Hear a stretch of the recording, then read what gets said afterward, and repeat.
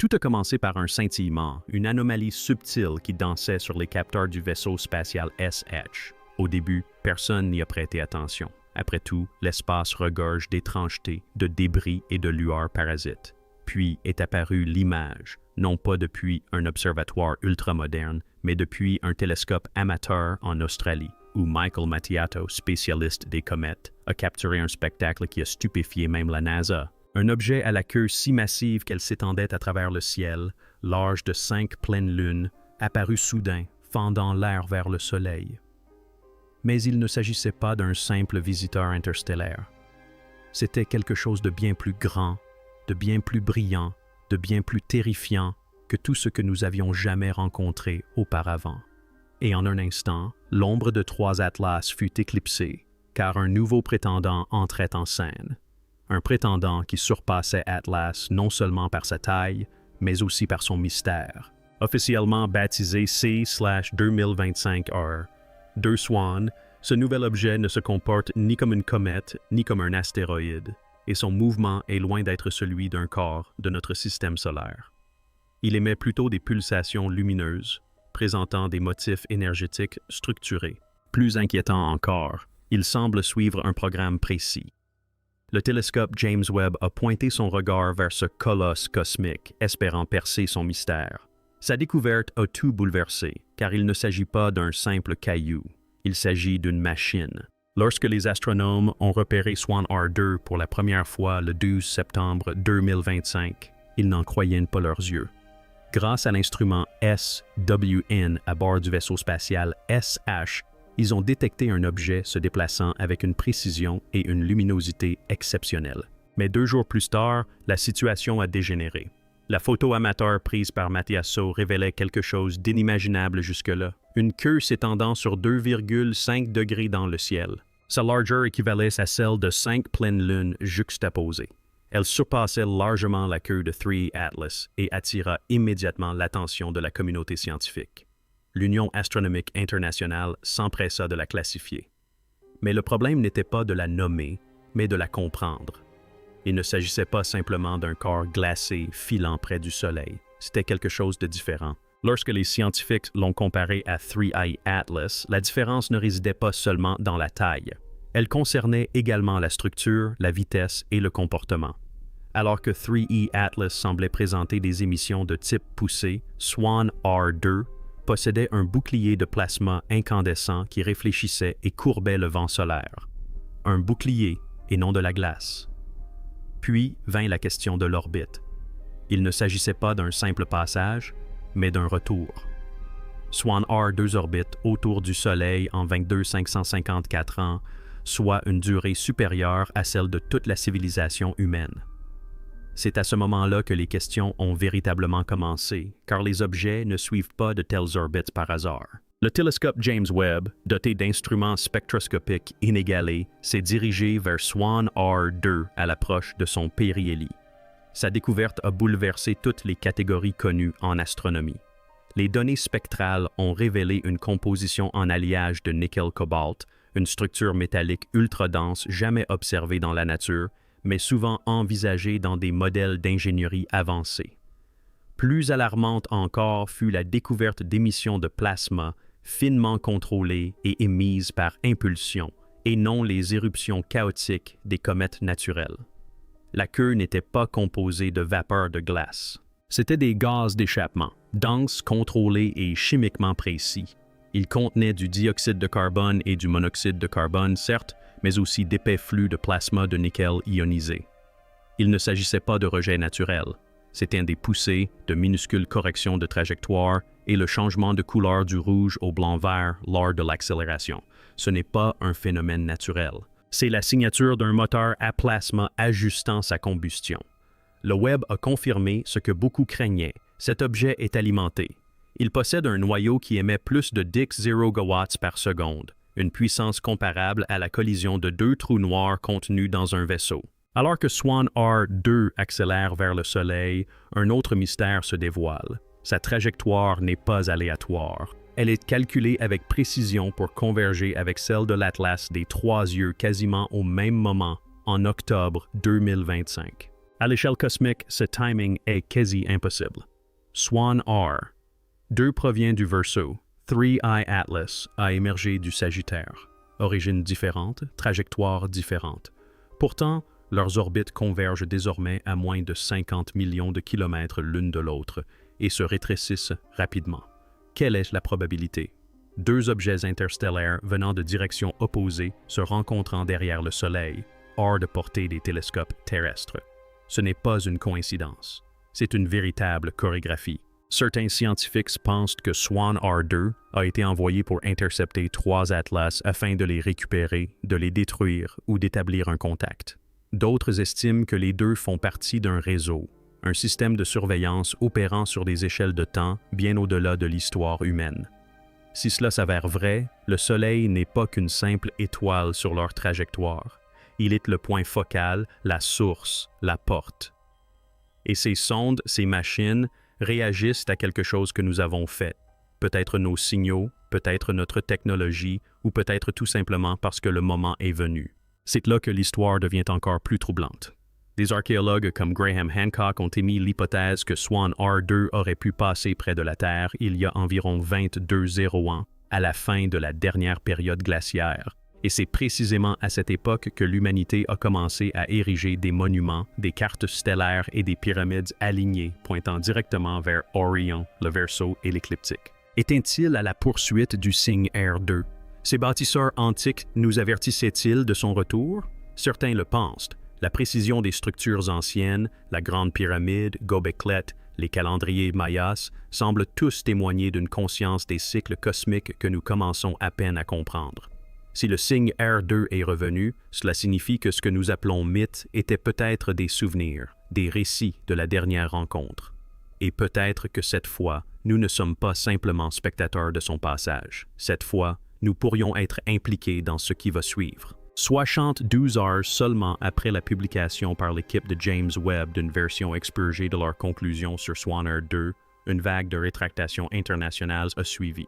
La NASA a retiré des ensembles de données spectrales clés de ses serveurs publics. L'Agence spatiale européenne a publié un communiqué de presse vague qualifiant Swan R2 d'objet de commentaires inhabituels mais explicables, tandis que l'Observatoire astronomique national chinois a simplement indiqué que ses instruments étaient en maintenance.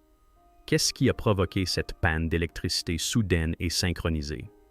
Selon une source anonyme au sein du Jet Propulsion Laboratory, plusieurs agences ont été informées d'une note classifiée circulant parmi les pays membres du groupe de renseignement des Five Eyes. La note mettait en garde contre des signatures technologiques incompatibles avec une origine naturelle et mentionnait des anomalies de propulsion, une structure symétrique sous la coma et des émissions variables dans le temps, suggérant des manœuvres intentionnelles. En bref, Swan R2 pourrait ne pas être une comète, et quelqu'un tenterait de manipuler le récit. Mais ce silence n'a fait qu'alimenter les spéculations, d'autant plus que, durant cette même période, la NASA a discrètement ajusté l'orientation du réseau de communication de Voyager 1, le pointant vers la trajectoire prévue de Swan R2. Pourquoi? Qu'essayait-il d'entendre ou de signaler? Alors que Swan R2 s'approchait du Soleil, les radiotélescopes du programme SETI et des observatoires indépendants du Chili et de Corée du Sud ont commencé à détecter un signal basse fréquence porté par la queue de plasma de l'objet. D'abord, ce signal a été attribué à du bruit magnétosphérique.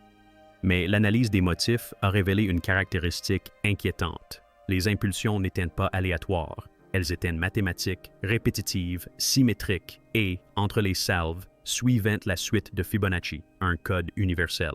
On les retrouve dans la spirale des galaxies, la structure de l'ADN et la croissance des coquillages. Il ne s'agissait pas des émissions d'une comète mourante, c'étaient des instructions ou pire, une forme de communication. Plus inquiétant encore, les intervalles entre les sursauts se réduisaient. Quelque chose se préparait. Et la dernière éruption, baptisée éruption 8 par SETI, a connu un pic de puissance soudain, comparable à une éruption solaire, bien qu'elle provienne de l'espace lointain. Comme si l'objet ne se contentait pas d'émettre un signal, mais se préparait à quelque chose. En coulisses, plusieurs programmes spatiaux militaires ont activé leur protocole d'urgence. Le commandement spatial de l'armée de l'air américaine a ordonné le repositionnement de satellites de surveillance secrets. La Russie a procédé à un lancement soudain et non programmé d'une fusée depuis le système cosmique de Placette, emportant une charge utile inconnue et se dirigeant apparemment vers le plan de l'écliptique et la Chine. Des données satellitaires ont révélé qu'une constellation de nanoparticules modifiait son orbite pour former un réseau au-dessus de l'hémisphère nord terrestre. Pourquoi tous ces mouvements? Tous. D'après des documents confidentiels du ministère français de la Défense ayant fuité, plusieurs pays estiment que Swan R2 pourrait receler un potentiel de menace autonome. Pas nécessairement une arme, mais un dispositif susceptible de déclencher des réactions en chaîne en cas de passage trop près du Soleil.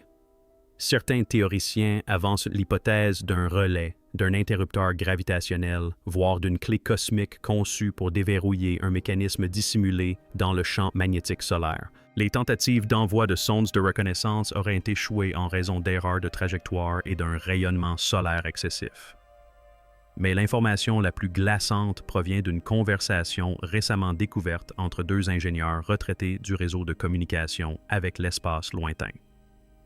Nous n'avons pas construit Voyager 1 pour simplement quitter le système solaire. Nous l'avons construite pour observer ce qui y entre. Alors que le télescope James Webb continuait de scanner la structure de Swan R2, les ingénieurs ont remarqué quelque chose d'inattendu. Sous la coma brillante et la queue électromagnétique, on décelait une symétrie, une géométrie radiale, une mise à l'échelle fractale et une série d'arcs concentriques reprenant le même nombre d'or que celui présent dans ses impulsions de signal.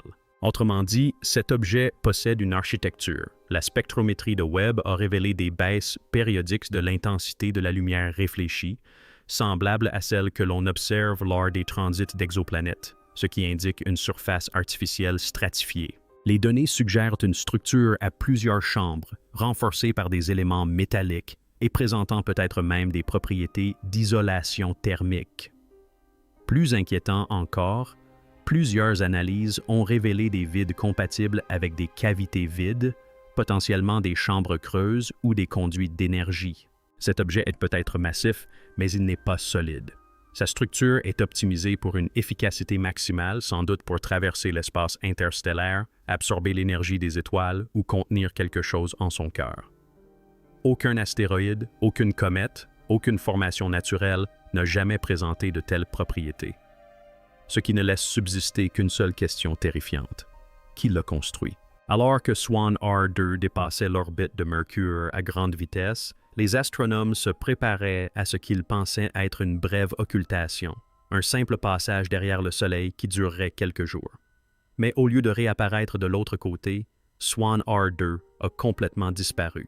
Les télescopes s'attendaient à rétablir le contact visuel à la mi-octobre. Ils n'ont rien vu, ni coma, ni trajectoire, ni signal. Pendant 6 jours, l'objet a tout simplement disparu. Ce n'est que lorsqu'un observatoire solaire chilien, équipé d'un détecteur ultraviolet, a capté une soudaine émission de rayonnement ionique à haute fréquence que les scientifiques ont réalisé que Swan R2 avait réapparu. Mais à des centaines de milliers de kilomètres de sa trajectoire initiale, elle s'approche désormais du pôle sud du Soleil, une région où les lignes de champ magnétique solaire se replient sur elles-mêmes comme un ruban de Möbius. Pourquoi une comète, en apparence, changerait-elle ainsi de cap?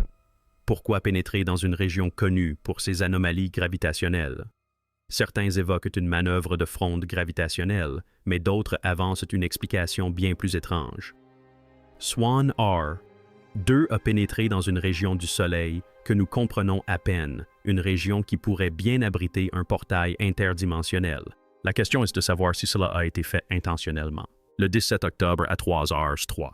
UTC précise, au moment où Swan R2 passait au plus près du repli magnétique du Soleil, les observateurs de la météorologie spatiale ont enregistré une soudaine explosion de rayons gamma, non pas provenant d'une galaxie lointaine, mais de notre propre héliosphère. Elle n'a duré que 0,7 secondes, mais durant cet instant fugace, elle a libéré plus d'énergie que le Soleil n'en émet en 48 heures, un phénomène sans précédent. Ce qui le rendait encore plus terrifiant, c'était sa provenance. Contrairement aux éruptions solaires, qui se propagent dans toutes les directions, cette bouffée gamma avait une direction précise, comme si elle était ciblée. Elle a traversé le plan orbital de la Terre, provoquant des perturbations mineures dans les systèmes de navigation par satellite et affectant même les câbles de communication sous-marins. Mais le pire est à venir. Lorsque les chercheurs ont superposé l'origine de l'explosion avec la dernière trajectoire connue de Swan R2, les deux points ont parfaitement correspondu. Un élément situé à la surface ou à l'intérieur de l'objet a soit absorbé de l'énergie solaire et l'a libérée, soit interagi d'une manière ou d'une autre avec le Soleil lui-même. Dans les deux cas, ce que nous observons n'est plus un simple mouvement, mais une manipulation. Une fois que Swan R2 a réapparu sur la face cachée du Soleil, le programme SETI et le réseau de communication avec l'espace lointain de la NASA ont confirmé conjointement la reprise de ses émissions, mais cette fois-ci, le signal avait changé. Au lieu d'impulsion et de bouffées, il émettait désormais sous forme d'ondes spirales modulées sur plusieurs fréquences. Lorsque les chercheurs ont commencé à analyser les harmoniques, ils ont fait une découverte troublante. Elles ressemblaient aux fréquences de rotation des plaques tectoniques terrestres. Autrement dit, Swan R2 imitait la Terre, ou tentait peut-être de communiquer en utilisant ses fréquences naturelles. Une fréquence correspondait à la résonance de Schumann, une fréquence électromagnétique naturelle dont beaucoup pensent qu'elle influence la conscience humaine. Une autre reflétait les impulsions de type Morse des sondes Voyager. Swan R. 2 tentait-elle de communiquer avec la Terre ou avec Voyager elle-même? Et si c'est le cas, qui est le destinataire? Nous ou quelque chose qui attend au-delà? Quelques jours seulement après le changement de signal, la NASA a publié une mise à jour discrète noyée dans les journaux de bord de la mission Voyager. Voyager 1 s'était réorienté de manière autonome, une opération qu'elle n'est pas censée effectuer sans intervention du sol. D'après ces journaux, la sonde a légèrement ajusté son antenne à gain élevé de 2,4 degrés vers l'ouest, en direction de la position de Swan R2. C'est là que les choses deviennent étranges. Voyager 1 se trouve hors de l'héliopause, dans l'espace interstellaire. Elle ne devrait pas pouvoir détecter les objets internes du système solaire. Et pourtant, elle a détecté Swan R2. De plus, cette détection coïncide parfaitement avec le moment où le sursaut gamma s'est produit. C'est presque comme si Voyager avait perçu l'énergie et y avait réagi. Les ingénieurs du JPL sont perplexes. La dernière mise à jour logicielle de la sonde remonte à plusieurs décennies. Aucune IA à bord, aucun protocole de réaction. Et pourtant, elle répondait à quelque chose. Certains pensent que Swan R2 a envoyé un signal destiné spécifiquement à Voyager, la reconnaissant peut-être comme un vestige de vie intelligente. D'autres craignent le contraire. Voyager a été sollicité et a répondu. Si tel est le cas, alors quelque chose de très lointain vient de confirmer notre présence. Alors que Swan R2 poursuivait sa trajectoire hors de la périphérie solaire, un phénomène étrange fut détecté par la sonde Galileo. Une ombre artificielle, semblable à une éclipse, se projetait sur Europe, l'une des lunes de Jupiter les plus prometteuses pour abriter la vie. Mais il ne s'agissait pas d'une éclipse naturelle. Elle dura bien plus longtemps que prévu et se déplaça dans la direction opposée à celle attendue de la trajectoire de Swan R2.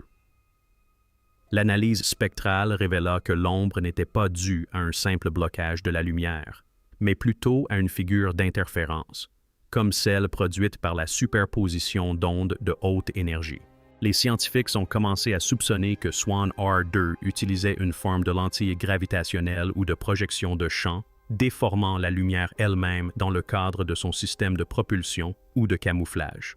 Les implications étaient stupéfiantes.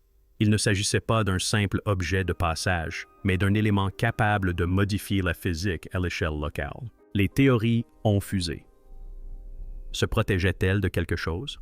Scannait-elle la surface glacée d'Europe à la recherche d'un élément enfoui en dessous?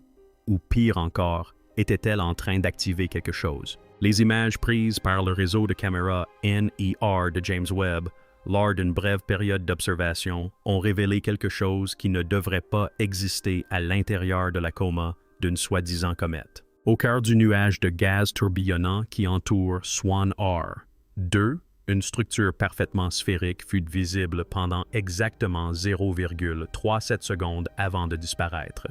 Mais cet instant fut suffisant. Ce n'était ni de la glace ni de la roche. C'était métallique, lisse et rayonnant dans l'infrarouge à une température bien trop stable pour être naturel. Pire encore, l'objet possédait ce que les analystes appellent désormais un iris, un vide central sombre entouré d'une crête symétrique, évoquant un œil artificiel. Immédiatement, Internet s'est enflammé de spéculations. S'agissait-il d'un capteur optique, d'une caméra, d'un récepteur ou d'une structure biologique intégrée à une structure mécanique? Des experts en biomimétisme ont souligné que sa géométrie ressemblait fortement à celle de créatures des profondeurs abyssales, capables de voir dans l'obscurité totale. Cet œil pourrait-il être conçu pour observer le cosmos à des longueurs d'onde bien au-delà de la compréhension humaine, ou pire encore, pour nous surveiller? Alors que le monde pensait que rien ne pouvait être plus étrange, une équipe de chercheurs indépendants du MIT a publié un article controversé après avoir analysé les données télémétriques des rafales de signaux de Swan R2. Leur découverte a provoqué une onde de choc au sein de la communauté.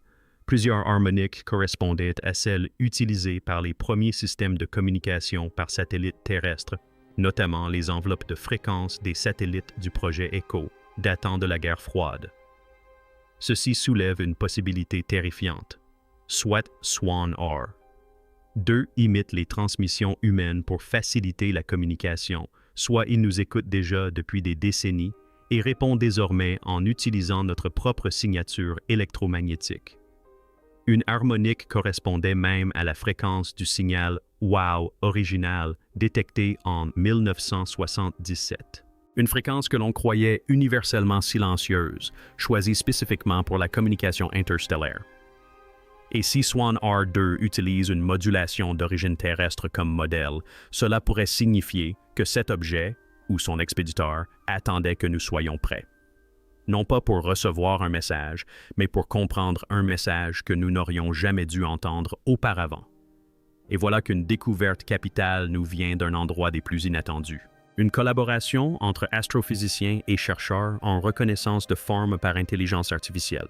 Ils ont analysé le signal de transmission de Swan R2 à l'aide d'un modèle d'apprentissage profond entraîné à détecter les anomalies dans des données multidimensionnelles.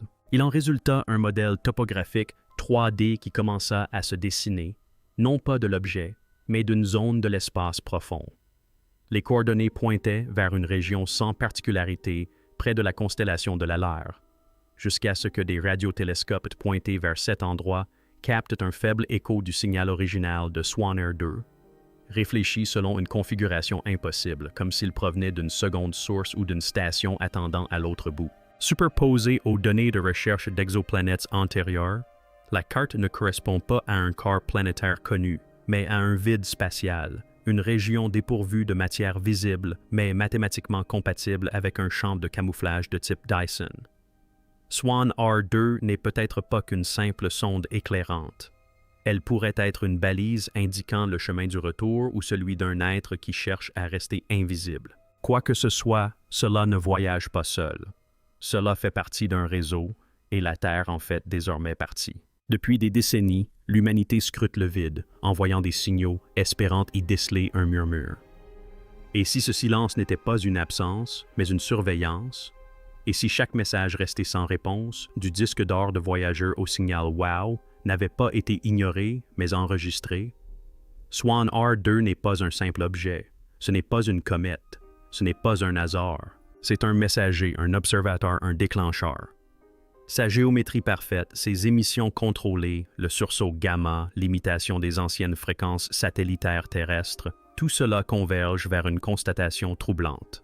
Cet objet a été conçu intentionnellement. Et si cela s'avère vrai, alors cette mystérieuse sphère, 100 fois plus grande que l'Atlas à 3 yeux, n'est pas simplement un voyageur à travers notre système solaire.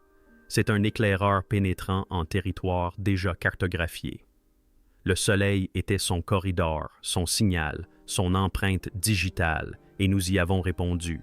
Ou pire encore, il s'est répondu à lui-même. Car voici la vraie question. Si Swan R2 est 100 fois plus grand que 3 Atlas, qui l'a envoyé? Et si l'émetteur nous écoute, alors peut-être ne nous préparons-nous pas à une visite. Peut-être avons-nous déjà été visités. Nous n'avons simplement pas reconnu la cité car elle a été construite dans l'obscurité.